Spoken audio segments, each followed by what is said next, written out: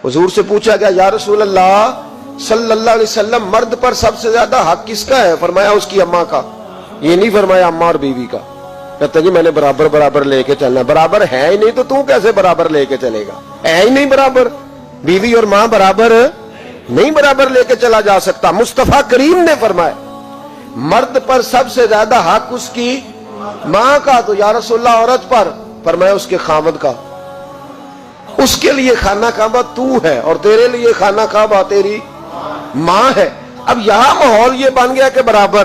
पहले 2, 4, 5 दफा बीवी से चुगलियां सुन लेते हैं अम्मा की, बल्कि कई तो इतने बेवकूफ हैं, सपोर्टर भी होते हैं माँ बाप की गीबतों में।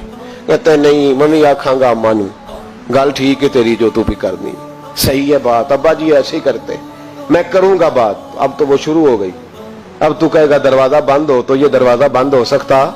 उसे बताओ बैतुल्लाह की तरफ पैर नहीं किए जा सकते। और बीवी भी याद रखे, अगर आज वो किसी के बेटे के बारे में बात कर रही है तो बेटा इसका भी ब्याह जाएगा।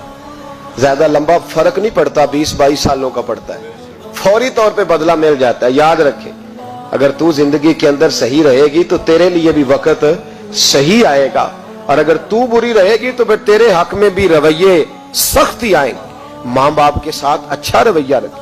इतने बेवकूफ बच्चे के माँ बाप को आगे से बातें करें, कहानियां सुनाएं, दास्तानें सुनाएं।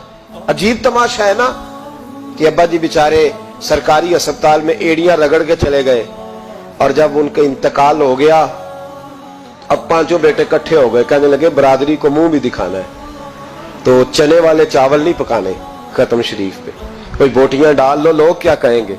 तो तुझे अब लोग याद आए हैं जब वो बेचारा वहां डॉक्टर पूछ नहीं रहा था, उस वक्त लोग नहीं याद आ रहे थे? सारा जमाना तूने राजी रखा है जिनको राजी